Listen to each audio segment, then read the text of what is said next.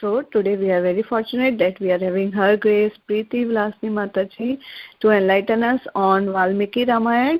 Today is the fourth part of Uttara, and today Mataji will discuss about the Lord Ram's rule over Ayodhya, Mother Sita entry into the Mother Earth, and many more things. So thank you so much, Mataji, for giving your valuable association.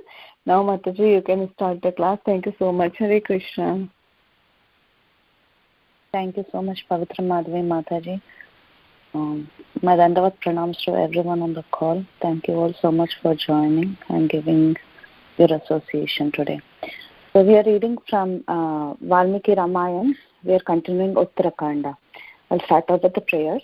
Om Ajnanatimirandasya Jnananjanashalakaya Chakshurunmilitam Yena Tasmai Shri Gurave Namaha Mukam Karoti Vachalam Pangum Langayate Giram Yat Kripatamaham Vande Shri Gurum Deenatarinam Nama Om Vishnupadaya Krishna Presthaya Bhutale Srimati Radhanatha Swaminatha Namne Nama Om Vishnupadaya Krishna Presthaya Bhutale Srimati Bhaktivedanta Swaminatha Namne Namaste Saraswate Devi Gauravani Pracharani Nirvisesha Shoonyavadi Paschayate Deshatarine Jai Shri Krishna Chaitanya Prabhu Nityananda Shri Advaita Gadadara Shri Vasadi Gaura Bhakta Vrinda Hare Krishna Krishna Krishna Hare Hare Hare Rama Rama Rama Hare Hare Kujantam Rama Rameti Madhuram Madhuraksharam Aruhya Kavita Shakam Vande Valmiki Kokilam Valmikir Munisimhasya Kavitavanacharina Shrinvan Ramakathanathan Koneyati Paramgatam Veda Vedye Parepumse Jate Dasharatatmaje Veda Pracheta Sadase Chakshat Ramayana Mana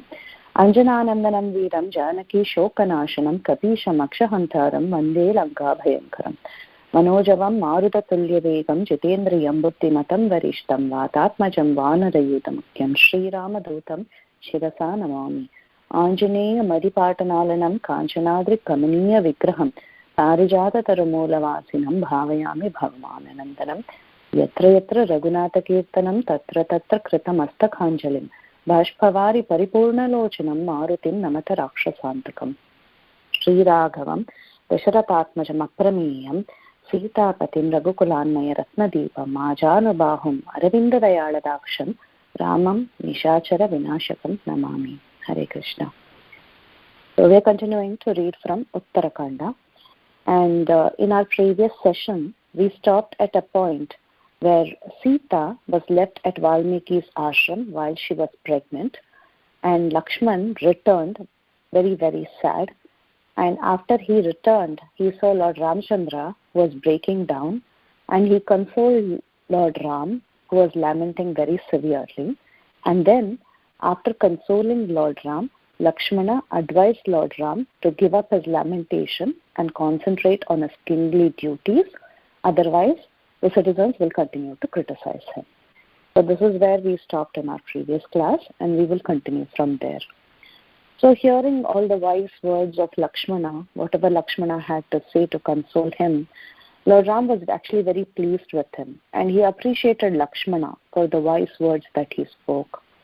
And Lord Ram accepted, and he said that actually a king must be very, very careful in satisfying all his subjects, and a king who doesn't perform his duties properly will automatically fall down to hell. So one must be extremely careful when he takes the position of a king. So Ramchandra accepted the words of Lakshmana, and he was discussing with Lakshmana about this topic.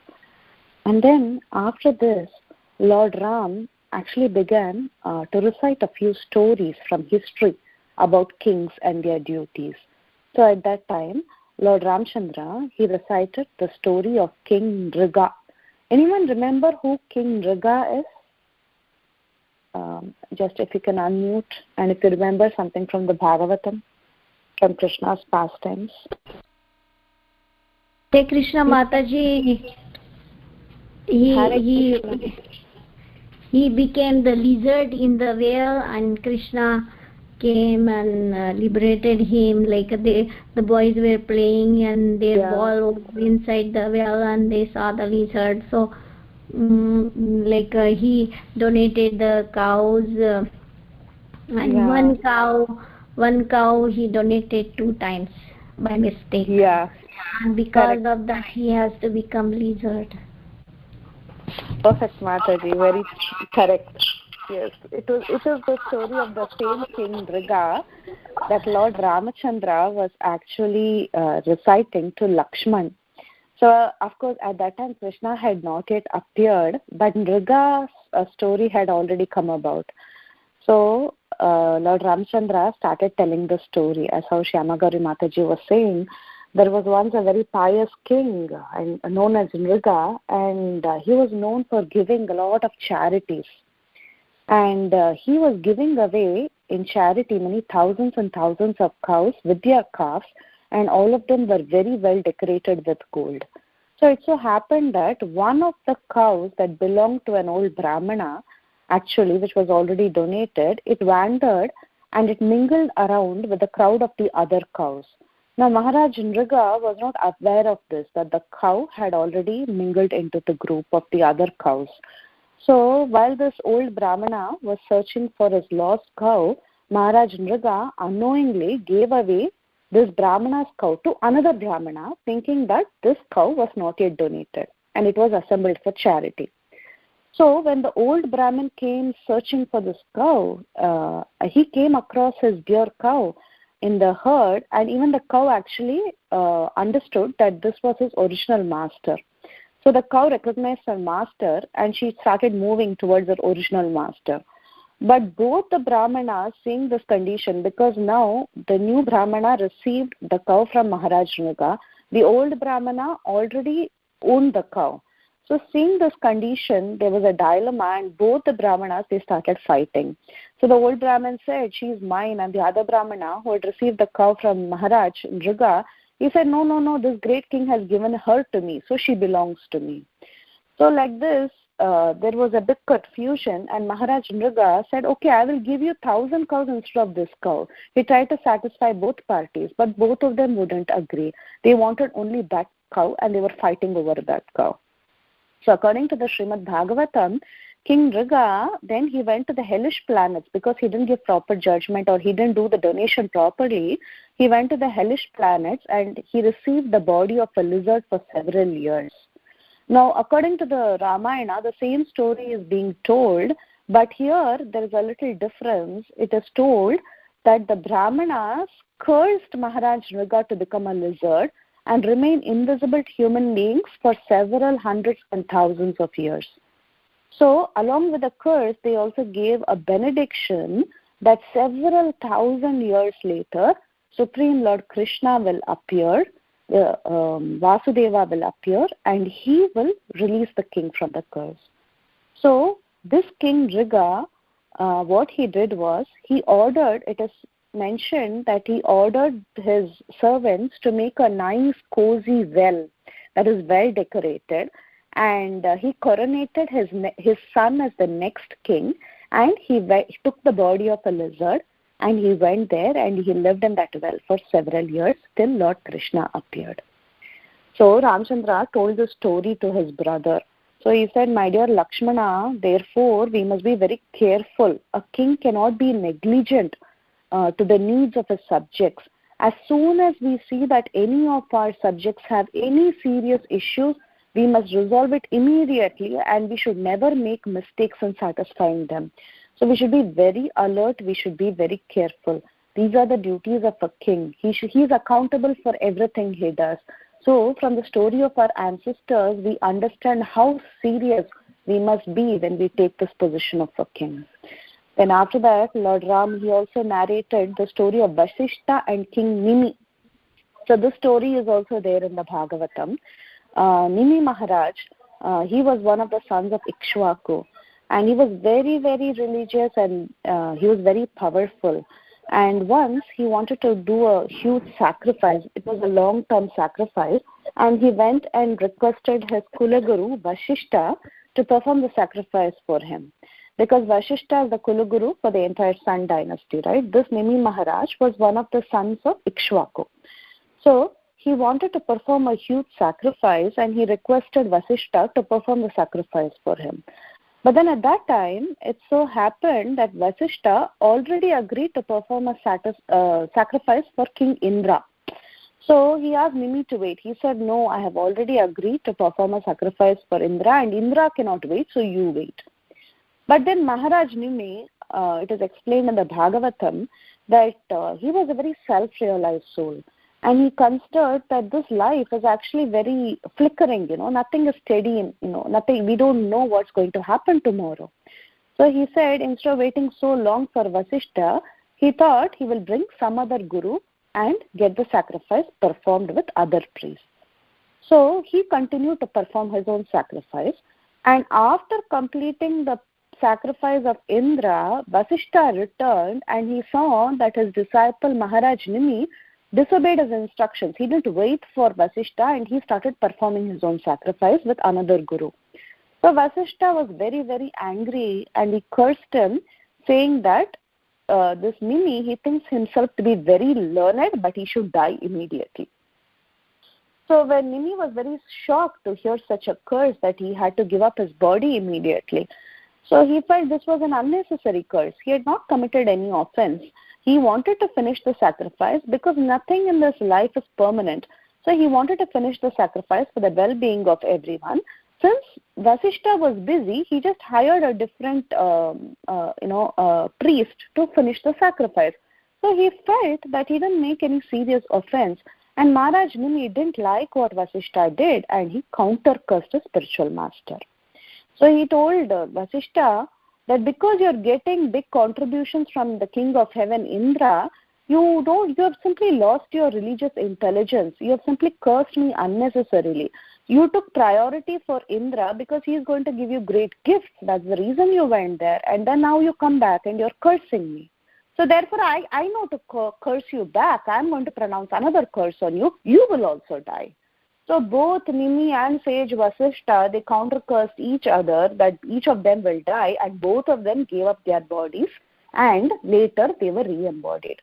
So this is another story that Lord Ramchandra was telling Lakshmana about how important it is for a king to behave properly.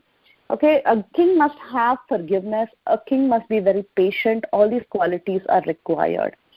Now, when Lakshmana asked what happened to Vasishtha after this, because we all know that Vasishtha continued to be the Kula Guru even after this, right? So then Lord Ramchandra, he described how both of them got re-embodied. Both Nimi as well as Vasishtha took up new bodies. So the story is also described in the Bhagavatam. Srila Prabhupada writes commentaries for all of these. He tells how later the demigods Mitra and Varuna, by chance, they met Urvashi, who's supposed to be the most beautiful Apsara in the heavenly kingdom, and they became very lusty. And because they were great saints, they tried to control their lust, but they just couldn't do so, and they discharged their semen. And this semen was kept in a water pot, and from that semen, Vasishtha was born from it. So Vasishtha got another body. So like this, actually first sage Agastya appeared. Technically that's how first sage Agastya appeared from Mitra's semen, and then from the mixture of Mitra and Varuna's semen, sage Vasishtha appeared. So like this, the Kula Guru of the Sun dynasty, Vasishtha, he got his new body because of the demigods Mitra and Varuna.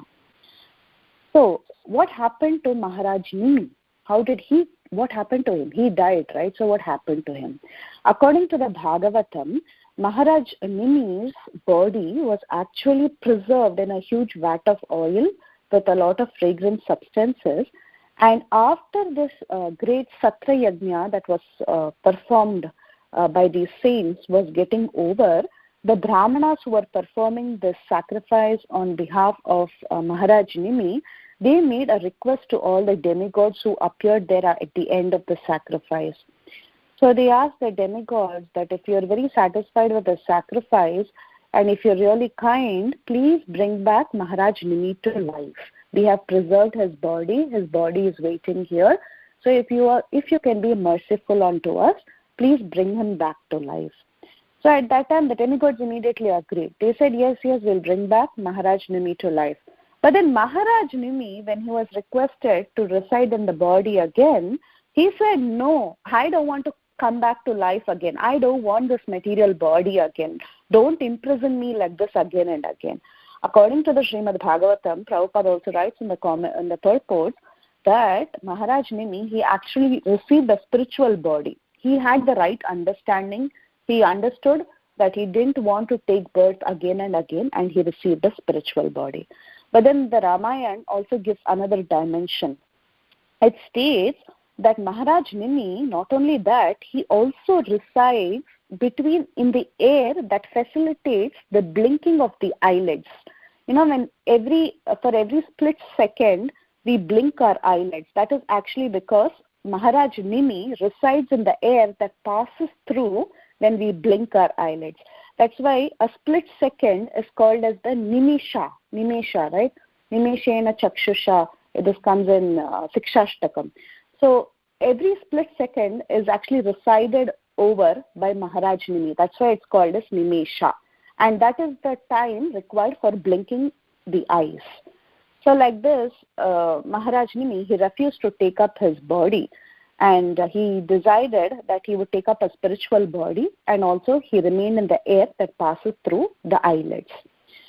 So now the body of Maharaj Nimi was actually kind of wasted. They tried to preserve the body so that Maharaj Nimi could come and take residence. But this body was actually kind of wasted. So at that time, what did all the sages do? All the sages were present there, and they decided that this body cannot go waste because it's the body of a great emperor, and they needed a successor for the dynasty. So what they did was that they started churning Nimi's body. And by churning Maharaj Nimi's body came a particular personality known as Mithi or Janaka. Because he was born in a very unusual way, the son who came from Maharaj Nimi's body was known as Janaka, and because he was born from the dead body of his father, he came to be known as Vaideha. And because of the churning of the material body, he is known as Mithi or Mithila, and he constructed the great kingdom known as Mithila. So that's why we see that the descendants of the king of Janaka were all known as the Janakas. See, he was the first Janaka who came from the body of Maharaj Nimi, and all his descendants were also called as Janakas, and that's why we see that Sita was born in this particular dynasty, and hence she is also known as Maithili or Vaidehi or Janaki. So this entire story was actually described by Lord Ramachandra. How Sita gets her name, how Janaka, the first Janaka, was obtained from the churning of the body of Maharaj Nimi. So after narrating the story also, Ramachandra said that forgiveness is actually very important for people who take up responsibility. So it is not that you are now a king and you're the ultimate authority and you can just, pass orders and sit there without taking any responsibility and without, showing any forgiveness. Forgiveness is very, very important. So like that, Ramachandra, he went on talking about different stories of the past and talking about the different duties of a king. So he also narrated so many other stories which is there in the Srimad Bhagavatam. We will not get into the details because, it takes a lot of time, because we are also aware of these stories. He narrated about the story of how Yayati was cursed by Shukracharya and the fight between Shramishta and Devayani. This also appears in the Bhagavatam. And about how Yayati was so attached to his body, his youth. He was very attached to sex life. So he requested his sons to give him their youth. How Yadu was cursed and how Puru gave the youth to his father. All these stories were discussed by the two brothers. So in short, Lord Ram, he spoke to Lakshmana about attending. It is so important to attend to the needs of the citizens without fail. It is so important for a king to act responsibly. It is so important for a king to control his anger. He must be very well controlled in his senses. He cannot, let his senses go loose. He has to be very, very strict about controlling his senses. He should know how to enjoy in a restricted way. He should know how to remain responsible. He should give the right judgment at the right time. Like this, both the brothers, they were discussing about the important duties of a king. So we all know that a king has to bear 1/6 portion of the sins of all his subjects. So although power is very intoxicating, to become a king, I mean, if a person is a small leader, he becomes very intoxicated with power. But then we should understand that a king has to bear 1/6 portion of the sins of all his subjects. So though all this power is very nice, we must note that it means it is very high responsibility. So it is not something that can be easily misused.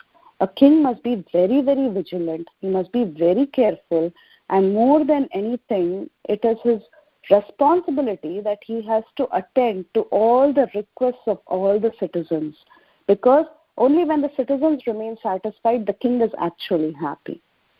So Ramchandra, he followed each of these to the point. He was very, very careful in following everything. And even to this day, that's why we talk about Ramaraja, because Ram was so perfect in following all the rules that are laid down for a king. So then, after this discussion, Ram quickly, he proceeded to his royal assembly, and he was very eager to attend to the duties of the state of administration. He had taken a break because of all this that had happened. He had to be separated from Sita, and he was lamenting. And after this inspiring talk of Lakshmana, Ramchandra, he went back to his assembly to take up all the responsibility. Then he ordered Lakshmana to go to the palace gate, and he told him to go and check and see if there are any people waiting at the palace gates who have come with their petitions. So in Ramchandra's kingdom, if anybody had any problem, they could directly go to the palace gates and request for an audience with the king. So that's how accessible Lord Ram was in his kingdom. So Ram sent Lakshmana, and he asked Lakshmana to go to the gates and see if anyone was waiting there to meet the Lord with any petition. So at that time, when Lakshman went there to the gates, he didn't find anyone. He was very, very happy that Ayodhya was flourishing very nicely in Lord Ram's rule. Then he came back very happily, and he told Ram that it appears that there is no one in this kingdom who is in need of anything. Everyone seems to be very happy and satisfied in your rule. But then Ram insisted. He said, no, you go back again. Go and see once more carefully. I don't want any more accusations. I don't want to be accused that I was negligent in my duty. So you just go and check once more. I don't want any kind of irreligiosity also to go unnoticed in my kingdom. So just go check everything and come back and tell me if everything is all right. So again, at this time, Lakshman, he went back, and this time he noticed a dog sitting there near the palace gate. The head of this dog was bleeding, and the dog was looking at Lakshman with a very pitiful, he was very, very sad, and with a fixed gaze, he kept staring at Lakshman. And he was whining again and again and again. So seeing the condition of this dog, Lakshman was very surprised, and he asked, what is the matter? Why have you come here? And you can tell me everything without fear. Just tell me what happened. Why are you bleeding like this?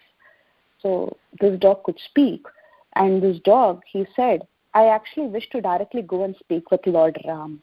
I know Lord Ram's 2 lotus feet, they award fearlessness to everyone, and he's the ultimate shelter of all the distressed. So take me to Lord Ram. I want to go see him, and I want to tell him what happened. So then Lakshman said, okay, if you have something to tell the king, you're more than welcome to come inside.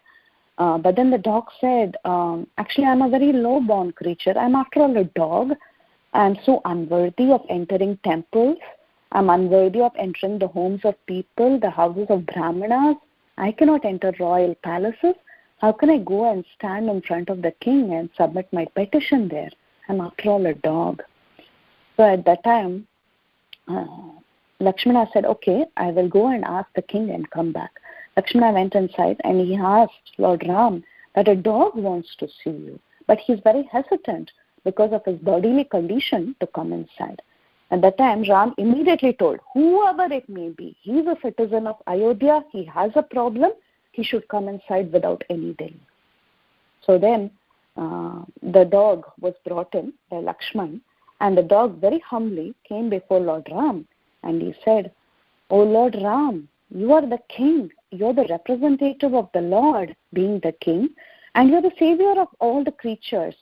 And because of you, the rest of the people in this world are sleeping peacefully, because we all know that a king like you is remaining alert and always working for the welfare of everyone while we are asleep.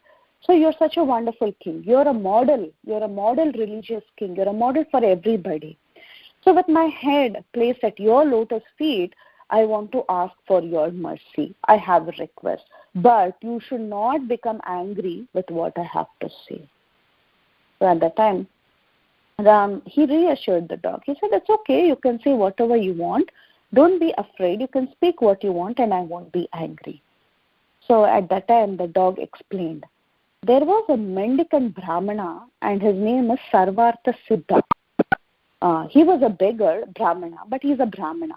This Brahmana has injured my head even though there was no fault on my part. He broke my head. See, you can see that I'm bleeding, and this has happened because of a Brahmana. So immediately, Ram was quite surprised. How did a Brahmana behave like this, breaking the head of a dog? So he immediately summoned for this Brahmin by the name Sarvartha Siddha. So after the Brahmin came in front of the Lord, Ram inquired, "Why did you strike this dog when there was no fault on his part? Why were you so angry?" Angry is a deadly enemy. It's like a sharp sword that slashes away all the good virtues that one has accumulated, and it nullifies all the accumulated merit of austerity that you have been performing as a Brahmin. What happened to you? Is it that your true character was revealed? You tried to hide it and it was revealed because of your anger. Why you were not able to control all these vices like lust, anger and greed? What happened? So at that time, the Brahmana said, "I was actually wandering about in the city of Ayodhya and I was begging for alms. I'm a poor Brahmana. I was just begging for alms. And while I was walking, I came upon this dog, and this dog was squatting in the middle of the road. It was blocking my path. I told him to make way and move away because I was very hungry. I just wanted to just pass by. And he was so lazy. He got up so slowly, and he was making an awkward, he was standing in an awkward position. So I got very irritated because I was so hungry. Because I was famished, my anger overcame, and I just took a stick and I just hit him on his head. I took up my staff and I hit him on his head. So, King, I admit that I'm guilty and I did a mistake. As a Brahmin, I shouldn't have behaved like this. I have no right hitting a dog like that on the head. So you can punish me and just give me the punishment that you see fit and prevent me from falling down into a hellish condition of life." So this is how the Brahmana responded. So even in Prabhupada's purports, we find that in the Srimad Bhagavatam, Prabhupada says that when a murderer, the punishment for a murderer is that he should be hanged. Immediate punishment must be given by the government authorities. Why? Because it prevents the person from falling down further into a hellish condition. So like that, the Brahmin was requesting, "Lord Ram, I have made a big mistake. I cannot harm a dog like this. So you give me the punishment immediately so that I don't further fall down into hellish condition." But at this time, Ram, he turned to his ministers and he asked, "So what should I do? What punishment should be given? Justice must be given to this dog because if we have to instill confidence in the minds of the people that our administration is good, we must give fair punishment to all the wrongdoers. If the punishment is right, then people will fear and they will not do gross mistakes. So we should be careful about this. We just cannot excuse everyone and let them go. Then people will think, oh, anyhow, Ram is going to excuse everyone. We can do any crime we want. We should give proper punishment. That is very important." So like this, Ram, he was discussing with all the ministers there and all the sages. He asked, what punishment should I give? So at that time, all the sages present there, like Bhrigu, Angiras, Vasishta, Kashyapa, all the sages were present there. So they all knew religious principles very well. They said, whatever it may be, a Brahmana cannot be punished. This is the rule, that is being followed. We don't punish Brahmanas. So that was the unanimous opinion of all those people who were conversant with Rajadharma. All the ministers, all the sages, everyone said that whatever it may be, we cannot punish a Brahman. But then they said, but still Ram, you are the ultimate judge. We all know that you are the Lord of the entire universe. We know you are Lord Vishnu himself. So whatever is spoken by the Supreme Lord is the ultimate religion. It is the eternal religion. Of course, there is Rajadharma, there is Niti Shastra, there are so many, there is Manu Dharma, there is so much. But still, ultimately, Dharma means that which is spoken by the Lord. Dharmam tu sakshat bhagavat pranitam. So, the principles of Dharma or religion are the direct orders of the Supreme Lord. So they said, irrespective of all this, you give the direct order and that is the ultimate religion. So then, while Ram was thinking what he had to say, the dog stopped Ram and he said, "O King, you asked me what I can do for you. You told me that you will solve my problem. So if you really want to solve my problem and act in a way that you gave your promise to me, I have a request. Make this Brahmin the Kulapati or the head Acharya of a particular matha known as Kalanjara Matha or Kalanjara Ashram. There was an ashram nearby where Brahmanas resided and great saints resided. So he said, make this Brahmin the Kulapati or the head Acharya of that place." So Ram, immediately when he heard this request from the dog, he said he was very, very happy. He said, okay, I will make him the head of this ashram. And the Brahmin, Sarvartha Siddha, he was also very, very happy because he received such a great honor. He became the spiritual leader of a particular ashram. So he was asked to climb on top of a beautiful elephant, and with all respect, he was taken to the ashram as the leader of that ashram. The Brahmana was very excited and he was very happy, and the dog was also very happy. But then the ministers who were there, they started protesting. They started saying, what kind of punishment is this? Instead of putting the Brahmin to shame, you have actually awarded him an exalted position. What is this?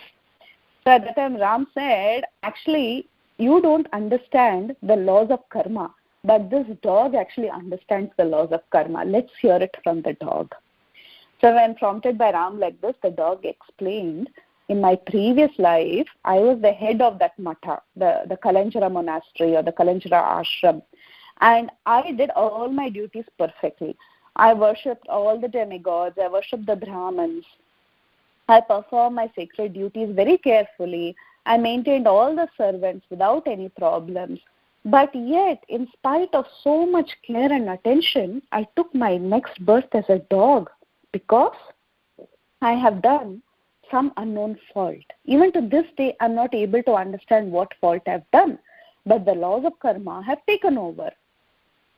Because I had a great responsibility and I didn't fulfill my responsibility properly, I had to take this birth. Now just consider this Brahmin. He cannot even control his anger. Because I was a dog and I was sitting on his path, he took a staff and hit my head. He was so angry. And he is definitely unfit to be an acharya. Because he's not, and he's also happy to take such a position. Now if he becomes an acharya and he shows such anger, he will degrade 7 generations of his family. How can this man who is not able to control his temper be put in charge of Brahmins, cows and deity worship? It is said that anyone who steals from Brahmanas or demigods or women or children is doomed. And anyone who takes back a gift which is freely given is also doomed. So like this Brahmana, he cannot handle such a heavy position. So this is the biggest punishment that he can get. He is not able to handle such responsibility, and hence this responsibility itself is the biggest punishment that he can ever get in his life. So the dog said, I just want him to experience what I underwent so that he will know what difficulty all this is about. So like this, the dog gave this answer, and this Sarvartha Siddha, he became the leader of that ashram. So after saying this, the dog suddenly disappeared, and Ram and others, they were awestruck with wide open eyes. They could understand what the dog was trying to preach there. The dog was saying, this is huge responsibility. One has to be very, very careful. You can't take things for granted. So although he was previously born in a very high family, he himself was a Brahmin, he was the head of an entire ashram, somehow or the other, he was forced to accept the body of a dog. So leadership means responsibility, and responsibility means sacrifice, and sacrifice is suffering. We already discussed this in our previous session. So that's why we often hear in our temple circles that temple president job is the most difficult one. It is not easy.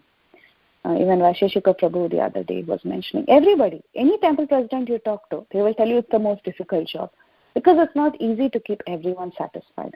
Actually, any leadership post, we're not only talking about a president post, we're talking about any leadership post. It could be leader of a particular bhakti vriksha or leader of any small organization. It is very, very difficult. It is extreme responsibility. Any mistake is taken very seriously, and you will be criticized for whatever you're doing. So you should be very careful. This is what Ram was trying to tell the rest of his members in the assembly, seeing the condition of the dog and seeing the condition of this particular Brahmana who was appointed as the head of the ashram. So of course, we all know that this incident, it happened in Treta Yuga. So the punishments were more severe. The consequences, the laws of dharma, they're all more intense.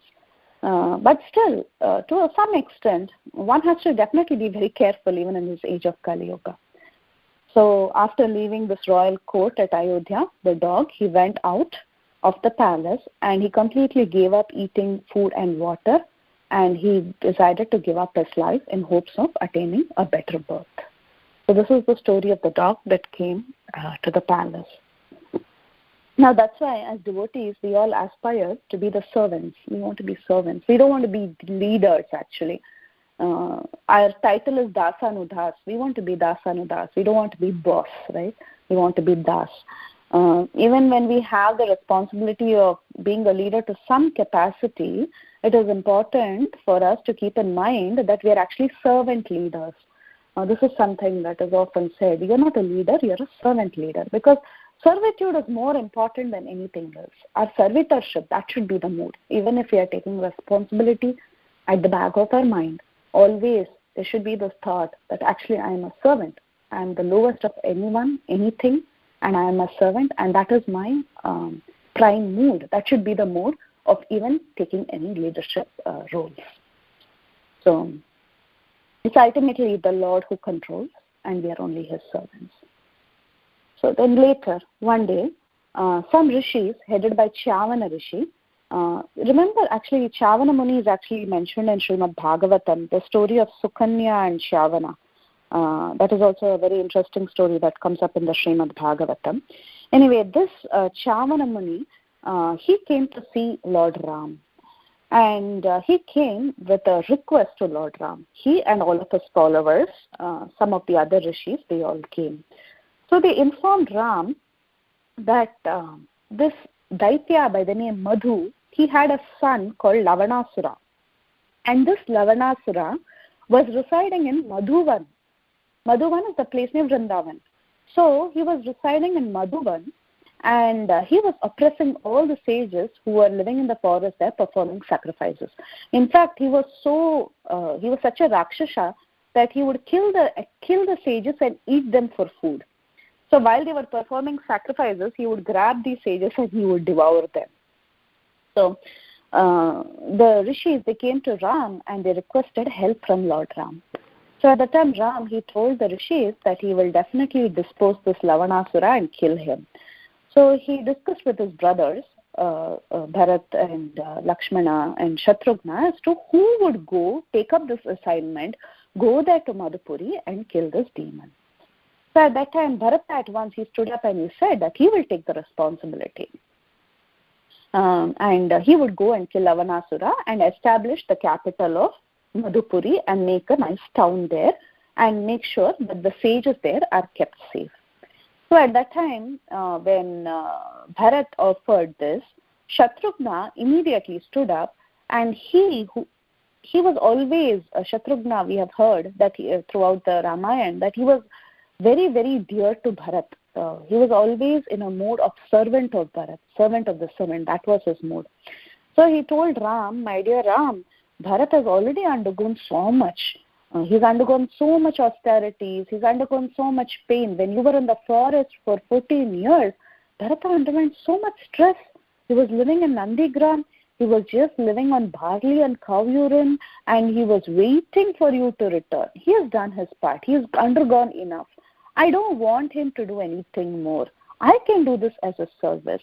And Shatrughna begged Lord Ram that he would go instead of Bharat. So at that time, immediately Ram at once agreed, and he crowned Shatrughna as the king of Madhuvan, and he said, I give you this assignment and you can go now. So while Shatrughna was getting ready to go to this place to kill this Lavanasura, at that time, Lord Ram lovingly called Shatrughna, placed him on his lap, and gave him a very special arrow. Now this arrow that Lord Ram gave to Shatrughna was a very, very special one that was created by Lord Vishnu himself. Long time back, when Lord Vishnu killed Madhu Kaitaba demons. Now Madhu is the father of Lavanasura. So that was a very, very special arrow that was used to kill these demons. So Lord Ramchandra had this arrow and he gave it to Shatrughna, and he told him, this arrow is very, very special. You will be able to kill Lavanasura only by this arrow because it was made by Lord Vishnu himself and it is invisible to all other beings. So you keep this arrow, and when time comes, you can kill this Lavanasura. But he also told Shatrughna that this Lavanasura, he has a very, very powerful trident that was given to him by Lord Shiva. As long as this Lavanasura has this trident in his hand, no one can kill him. So you must kill him at a time when he doesn't have this trident in his hand. So he told him, you stop this Asura in the eastern gate itself before he can enter his residence and take this trident in his hand. You call him for a battle before he can get hold of his weapon, and you challenge him and kill him as early as possible with this arrow that I have given you. So giving all these instructions and telling him all the strategy, Ramchandra, he sent his brother Shatrughna to go to Madhupuri. Now Shatrughna, along with his army, he set out for Madhuvan. And while they were traveling, on the third day of their travel towards Madhuvan, he reached Valmiki's ashram on the way. Now, who's there in Valmiki's ashram? Sita Devi is there, right? She's pregnant. So Sita Devi is there. Shatrughna reaches Valmiki ashram. So when he reached Valmiki ashram in the forest, Valmiki graciously welcomed Shatrughna and gave him his wonderful association. And he told many stories. Generally, when kings meet sages, the sages, they recite many stories of history. So at that time, Valmiki told him the story of Saudasa or Kalmashapada. This is another story in the Bhagavatam. I think it comes in the 9th canto. You can look up this story. So basically what happens is when kings meet sages, they tell many stories in the history about other kings and the kind of problems that the other kings underwent and how they tackled the problems. So like that, Valmiki was giving many insights to Shatrughna about the history. And also apparently this area that was governed by this Kalmashapada was nearby Valmiki ashram. So he was telling the story of the history of that place. So like this, there was a lot of story that was mentioned by Valmiki to Shatrughna. And that night, as Shatrughna stayed with Valmiki, that very night, Sita gave birth to her twin sons at midnight. So Sita gave birth to Lava and Kusha at midnight when Shatrughna was residing in the ashram of Valmiki. So as soon as Valmiki got to know that Sita was in labor and she was giving birth to these two children, Valmiki went to the ashram where Sita was had just given birth, and he performed some rituals with Kusha grass for the purpose of warding away ghosts and Rakshasas. So he had some elderly people take kusha grasses and rub the body of the firstborn child with the tips of the kusha grass. And the younger one was rubbed with the end of the kusha grass. So with the head of the kusha grass, the elder one was rubbed. With the tail end of the kusha grass, the younger one was rubbed. So the elder boy came to be known as Kusha because he was rubbed on the body by the kusha grass, and the younger one came to be known as Lava. Lava means the lower end. So the lower end was touched for the younger one, and the top end was touched on the elder one. So the names Lava and Kusha were given because of this rubbing of the body by the kusha grasses. So Shatrughna was very, very happy when he learned that his dear brother had twin sons. Twin sons were born to Ram and Sita. So being very happy in his mind, next morning Shatrughna, he resumed his journey, and on his way again, Chavana had come to take him, right? Chavana Rishi. So he was telling him even more, many stories of the kings of the past, like the stories of King Mandata, and how King Mandata actually encountered this Lavanasura, and how Mandata was actually killed by the trident of Lavanasura. So like this, Chavana Rishi was also telling him many stories about the greatness and the prowess of Lavanasura, and he was preparing Shatrughna because Lavanasura would be a tough fight. So he was preparing Shatrughna mentally, telling him stories about the different kings who had encountered Lavanasura. So finally, Shatrughna went, he encountered Lavanasura at the eastern gate, and he stopped him when he was not with his trident. When Lavanasura didn't have his trident, Shatrughna managed to stop him, and when Lavanasura saw Shatrughna, he laughed at him and he said, "What are you going to do with the single arrow and bow that you're having? I'm so big, I will just devour you in a second." So like this, both of them, they were fighting with each other, both Lavanasura and Shatrughna. They had a good fight. The fight is described in detail. We won't get into the details. But they had a good fight. And finally, at the right moment, the Asura was killed with the arrow that was given to Shatrughna by Lord Ram. And at this point in time, he didn't have his trident. So that was the trick. And Lavanasura was killed. So after killing Lavanasura, Shatrughna continued to reside in this place. And he built a great city, which is called as Madhupuri, or it is called as Mathura today. So the city of Mathura was built by Shatrughna when he went there to Madhuvan to kill Lavanasura. So he stayed there. He made Mathura his capital, and he stayed there for 12 years. And after 12 years, he went to Ayodhya to see his brother. So he decided to return to Ayodhya to go and check on his brothers. So after 12 years, Shatrughna, when he was going back to Ayodhya to see his brothers, again he came across Valmiki's ashram. So again, Shatrughna was received very warmly by Valmiki, and Valmiki took him to hear the recitation of the Ramayana by Lava and Kusha. 12 years had passed. Lava Kusha were young boys, and they were trained beautifully by Valmiki to recite the Ramayana composed by him.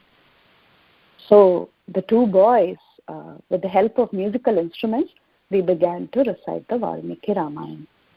So the expressions of the boys were so beautiful. The descriptions of Lord Ram's transcendental pastimes were so vivid that tears started coming from Shatrughna's eyes. Even the soldiers who were accompanying Shatrughna, they were so entranced when they heard these beautiful pastimes of Lord Ram that was reenacted in front of their eyes as it was being recited by these two boys. So one soldier was telling the other, "How is it that this recitation is so perfect? It feels like as though I'm seeing the pastimes in front of my eyes." So one soldier told Shatrughna, "Please ask Valmiki Rishi how he composed this song, and how he managed to do such a beautiful song. How he wrote such a beautiful story of the pastimes of Lord Ram." So at that time, Shatrughna said, "My dear soldiers, we cannot question all this to the Rishi. Such things happen automatically with great sages. So we don't express our curiosity unnecessarily to them. Just enjoy the pastimes."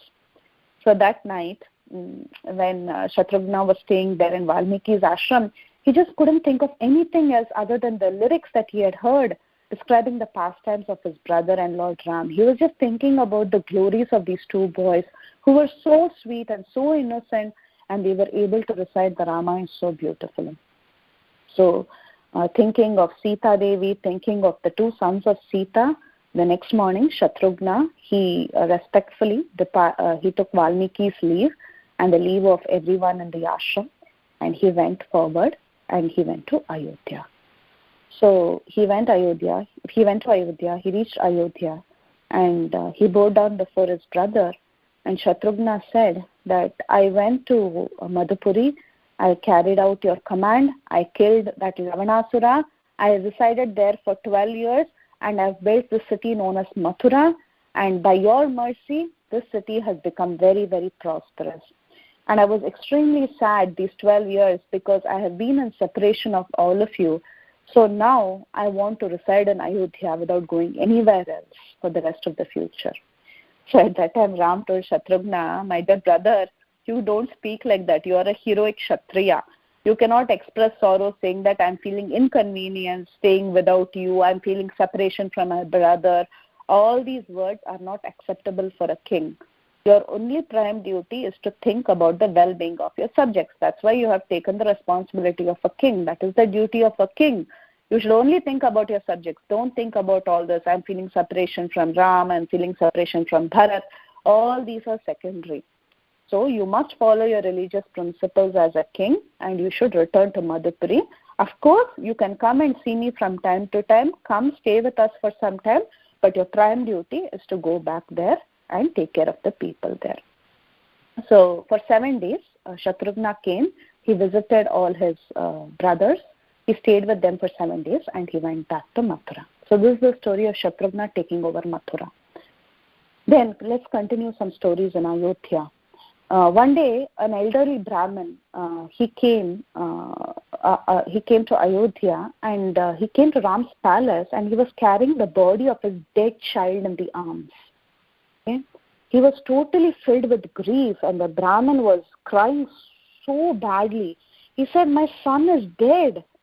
He's dead. What crime did I commit in my previous life that I deserve to see the death of my only son? He's just a small child. He's not even 14 years old. Now, myself and his mother, my wife, we both have to die out of grief without a child.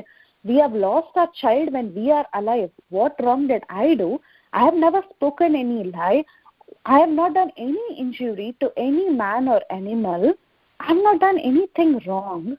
But how is it that a child is dying in front of his parents? So that means this is because of some fault that is there in the king. Ram has some fault. That's why my child is dying untimely. It is a very well-known fact that when a king becomes negligent in performing his duties, such anomalies occur in the kingdom. So he said, Ram, you must return my innocent child to me. It is your responsibility now. Otherwise, both me and my wife, we will die at our doorstep. So Ram was very alarmed. This Brahmin said, you will become guilty of killing Brahmanas now if you don't return back my child. There is something wrong in your kingdom. There is something that you have not overlooked properly. Something irreligious has happened in the kingdom.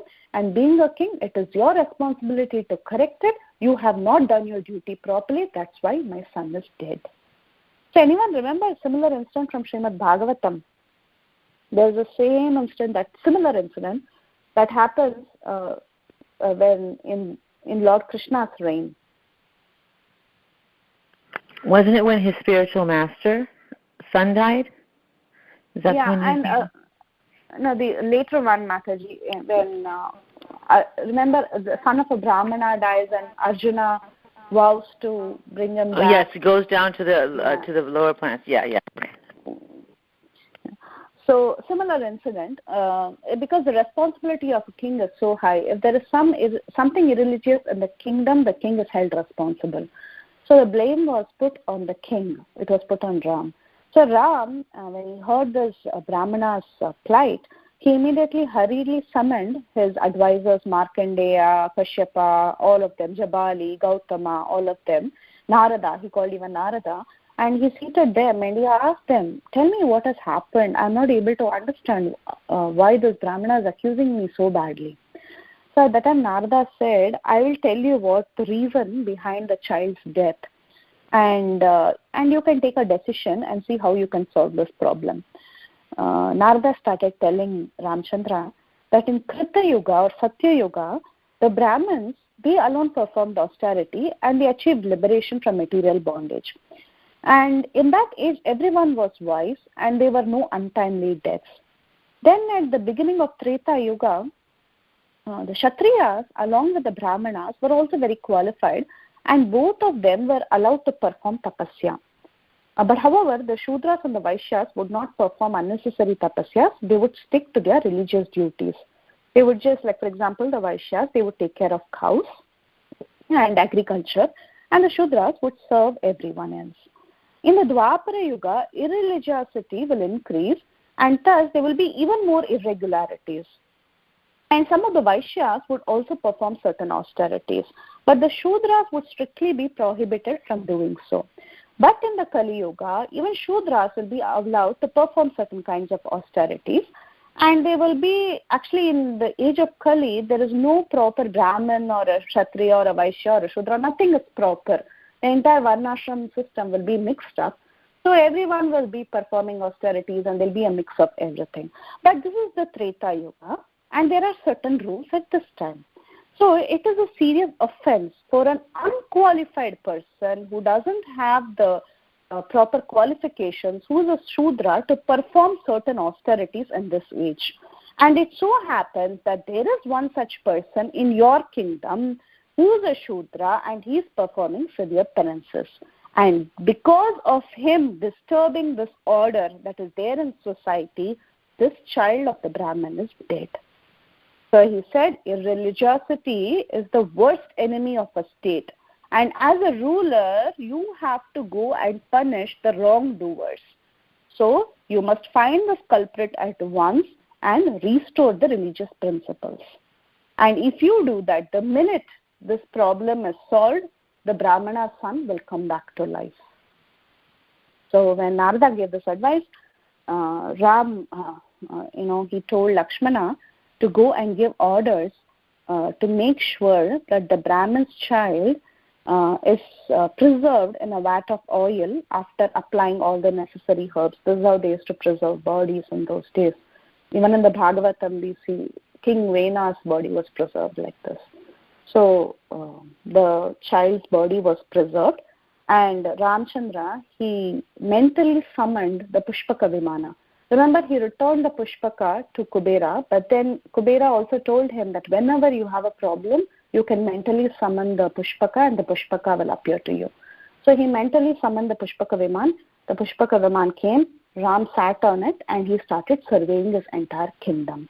So he went in all directions. He went east, west, north, south, and finally, in a place called as the Shaivala mountain, beside a large lake, Ram saw an ascetic kind of a person hanging his head downward, and he was engaging in severe penances.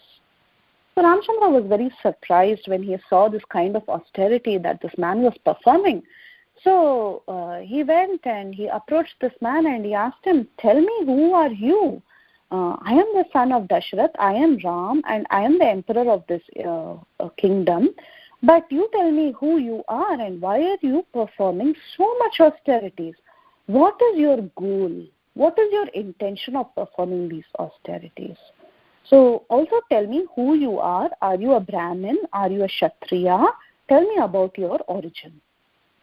So with his head downward in that position, this person, he replied, he said, I am born from the womb of a Shudrani. I am a Shudra, but in spite of being a Shudra, I know I should not be performing these austerities. But in spite of being a Shudra, I am performing austerities in hopes that I can conquer the heavenly planets of the demigods. And my name is Shambhuka, he says this answer.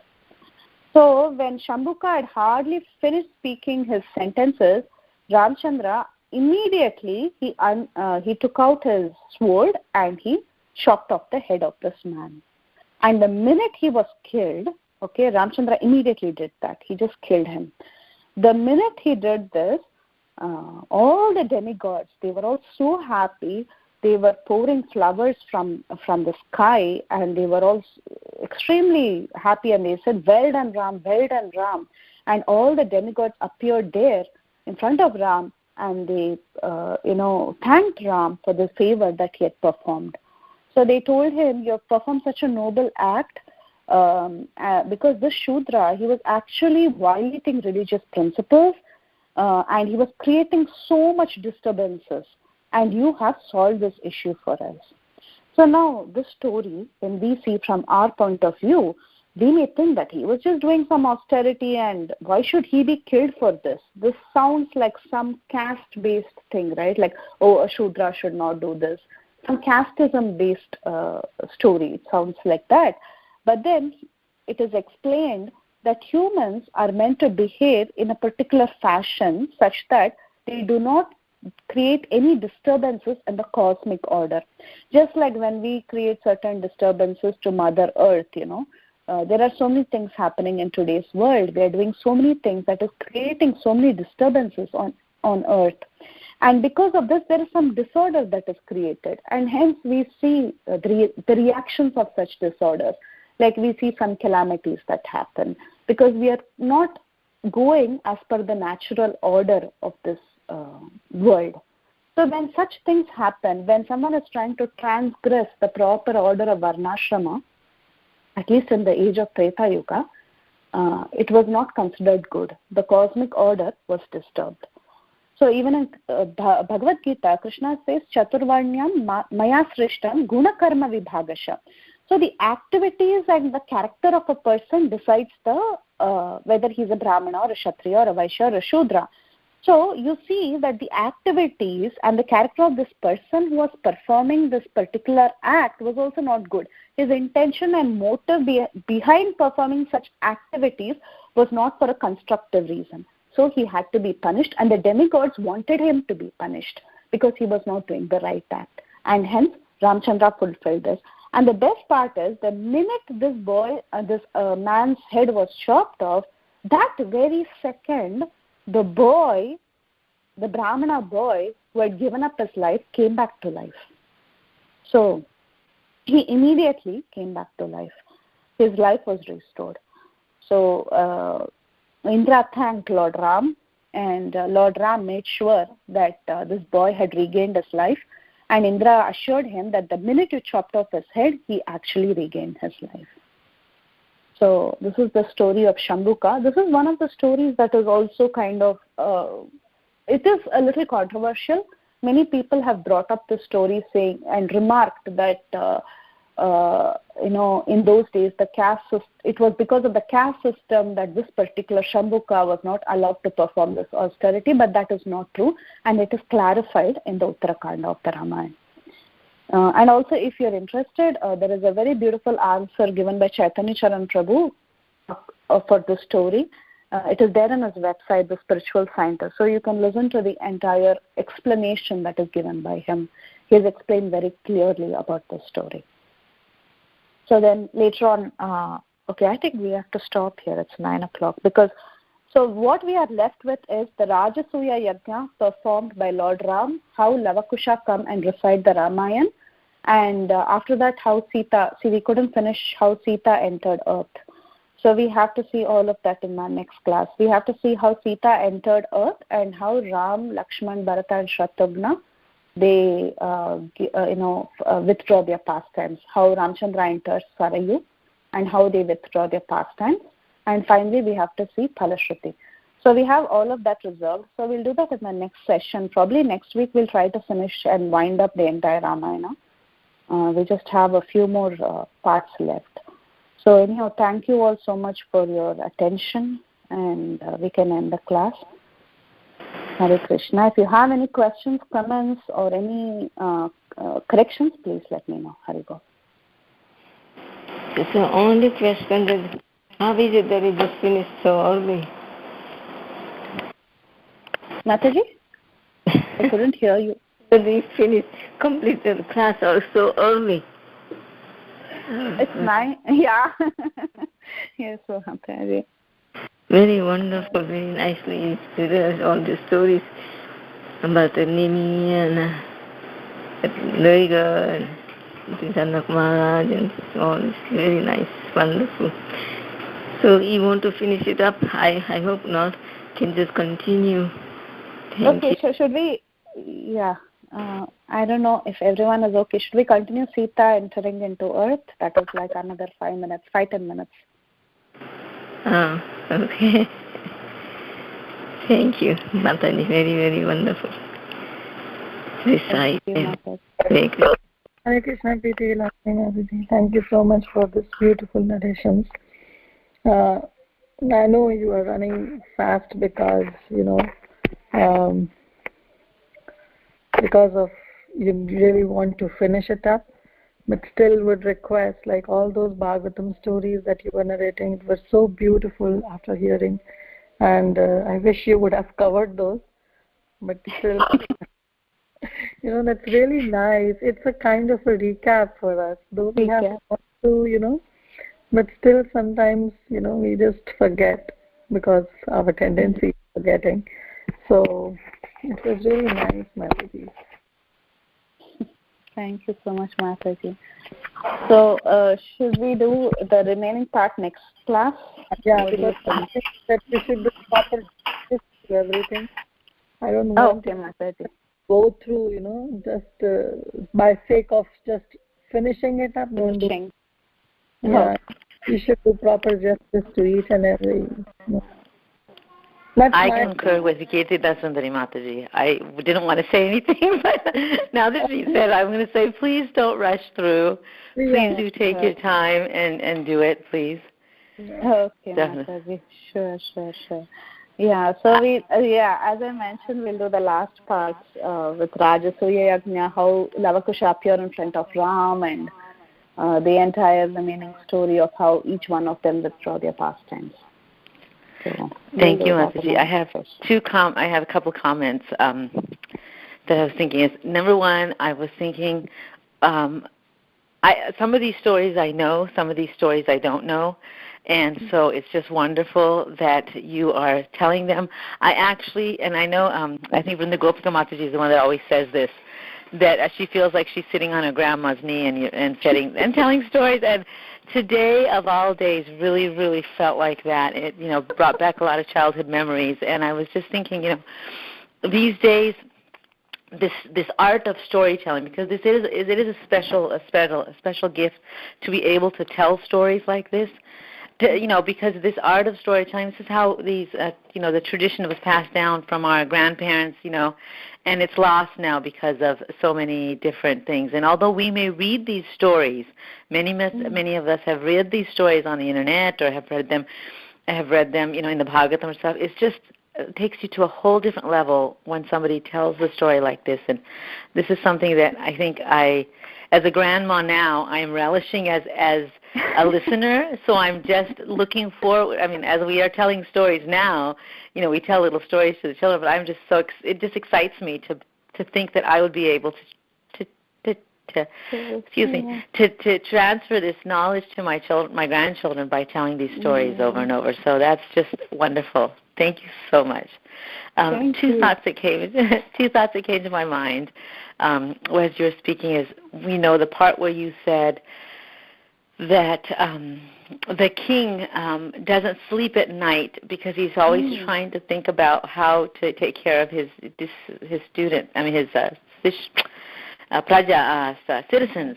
And it just immediately the thought came to my mind about how Srila Prabhupada did not sleep at all because he would be doing things for his disciples. That was his whole mood of giving everything that he had to his disciples. And the other thought that came to my mind was when you were talking about Shatrugna and how he said, I don't want to go anywhere anymore. I want to just stay here with you. And Ram says to him, you don't have that option. That's not, and it just, again, the other thought that came, almost immediately, just the correlation I saw between how, some of Srila Prabhupada's, first disciples in the beginning, they would say, no, Prabhupada, we don't want to go anywhere. Did I do something wrong? Why are you sending me away? And Prabhupada's like, no, you need to go. This is what you need to do. And I was just thinking, he epitomized. I mean, Srila Prabhupada was just a perfect example of a leader. You think I have a guru, but this is responsibility that each one of us in whatever, as you aptly explained, it doesn't have to be a president of a company or a president of a temple or whatever, but whatever position you're in, you have such responsibility. And Srila Prabhupada, all glories to Srila Prabhupada. He again is exemplified the Ramayana in his life. Totally. So it just, I got chills when I was thinking about that. I was thinking, oh my gosh, so many connections we make as we're reading all these and you tell these stories. So, and one other comment that I have, and this is, you should actually do some. If anybody is out there, I'm putting this out to anybody who knows anybody who does audio recordings and stuff, that this would be nice. You know how Mamala Bhakta does the reading and he has all the sounds and stuff in the back and all that? It would be so nice if you actually, if somebody who's got that capability, I'm not a computer person, but maybe you could do it, but you really need to put these out on a CD or something so that children can have it. Meaning, basically that some Sunday schools and stuff can have access to these stories because it's so necessary. Thank you, Mataji. Hare Krishna. That's so sweet. That's so nice. Yeah. Yes, Mataji. We can see. Yeah. Aneshwari, Mataji, thank you, Mataji. Responsibilities on you, Preethi Vilasini. You better do that. I don't know anything about computers, and I'm in it. So, I'll make inquiries. That much I can do, but I really think it needs to be done. And you know what? She's in Silicon Valley. They're all, that's the hub of tech, right? So there's somebody out there that's going to be able to. Sukeshi Mataji, you know anybody? Are you sweet? Yes. Yeah. Make sure all this is edited while sending this recording. Yes, Mataji, all our talks, all these laughs, yeah.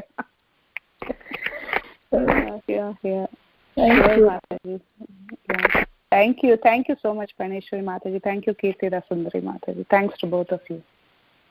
Hare Krishna, Preethi Vilasini Mataji. I have one small question. Yes, Mataji. Are you hearing all this recording that you are doing? Ramayana? No, are you hearing? You're asking me? I'm not hearing. Please do hear.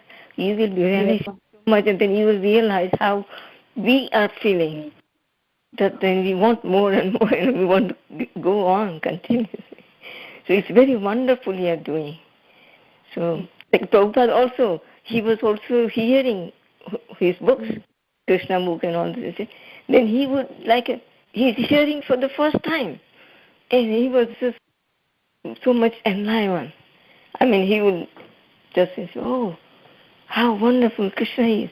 How he did this. So, please, you can also realize it like that. Sure, Mataji, I will also listen. Actually, you made an important point because every time we hear any katha, it is definitely new to us. It's totally new. And we don't remember everything. Very true, Mataji. And all glories to your listening and all glories to our Guru Vargas, actually, for making these scriptures available like this.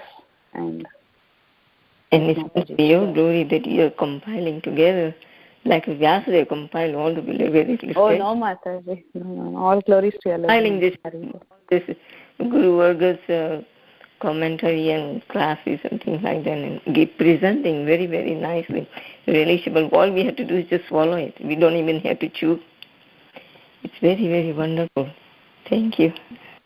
Thank you, and all glories to Guru and God, and all glories to you, Mataji. Thank you. I don't have any glory, but I just thought of it. I said, well, I should ask you so that you're hearing. If not, then please do that. You will Yes, Mataji. Yeah. Thank you. Hare Krishna. Thank you, Mataji. Thank you. Hare Krishna, Mataji. Thank you so much, Mataji, for such beautiful stories as all the Matajis have discussed. It was so beautiful to hear the stories. Especially the stories are so relishable that we focus a lot.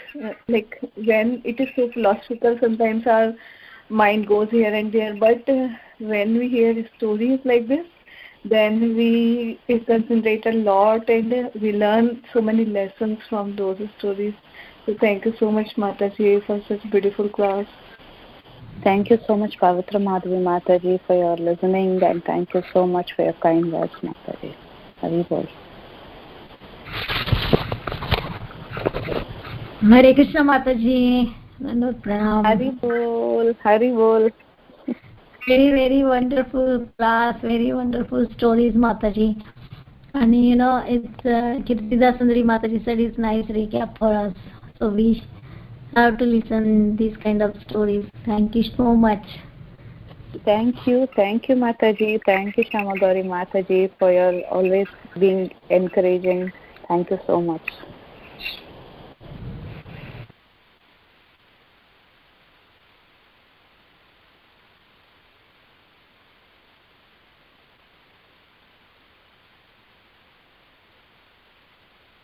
Okay.